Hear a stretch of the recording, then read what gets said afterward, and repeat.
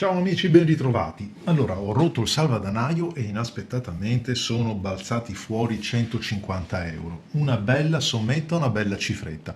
Sapete che sto cercando di mettere un po' insieme le soluzioni, le varie penne stilografiche che potete acquistare per fascia di prezzo.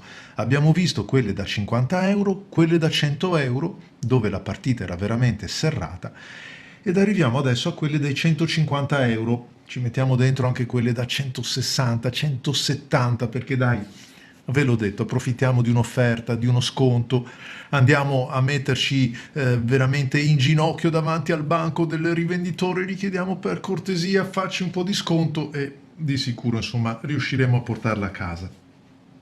Se le penne da 100 euro, abbiamo detto, rappresentano un'occasione ghiotta, un po' perché la cifra è tonda e quindi insomma è quella che è come un punto d'accumulo, no? Dove fa convergere l'interesse di molti produttori, i 150 euro rappresentano invece uno step già destinato e rivolto a chi di stilografiche ne ha già un po', ha già masticato la materia e cioè va a cercare qualche cosa di più, qualche cosa di meglio rispetto a quello che ha già provato con una penna un po' più economica. Sempre che non sia detto che una penna più economica scriva peggio di una che costa un po' di più.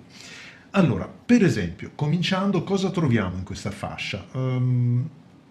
Possiamo avvicinare marchi come Montegrappa, Montegrappa con la sua Montegrappa Armonia, ma anche per esempio, eccola qua, la Waterman Expert, sono penne che cominciano ad avere un certo prezzo, delle finiture eleganti, dei corpi in metallo, dei bei pennini. Questo è un pennino bicolore, una qualità di scrittura decisamente elevata, una penna che anche in mano si sente che ha il suo peso, ha la sua stazza, perché è una penna abbastanza pesante, essendo in metallo, e quindi già troviamo delle resine o un po' particolari, o dei pennini particolari, oppure dei metalli e sullo stesso prezzo, cioè quello dei 140 euro, riusciamo a portarci a casa una delle penne più rappresentative della Parker, la Parker Sonnet.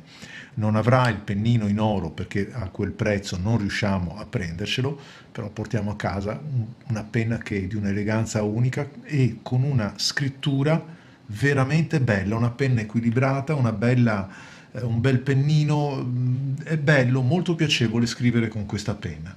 Però, sempre nello stesso prezzo, mi spiace che non ce l'ho qua, ci portiamo a casa l'Aurora Deluxe. L'Aurora Deluxe, che non è l'Aurora, scusate, l'Aurora Y Deluxe, che non è l'Aurora Y col pennino in acciaio, è l'Aurora Y Deluxe, ha un pennino in oro 14 carati e una qualità e una piacevolezza di scrittura che sta certamente sopra queste due contendenti, però anche il prezzo è vero che sono 30 euro in più, dai 140 andiamo ai 170, allora la troviamo d'occasione nel senso nuova con un po' di sconto, un fine stock, un fondo di magazzino, prendiamola, è bella, un ottimo pennino, veramente molto bello. Sempre restando attorno ai 170 euro, perché purtroppo il prezzo comunque sfora di poco il nostro salvadanaio, troviamo la Sailor 1911 Profit. Qui abbiamo anche qui un pennino in oro a 14 carati, un signor pennino, una signora penna. Questa è già una penna che per molti di noi è una penna definitiva.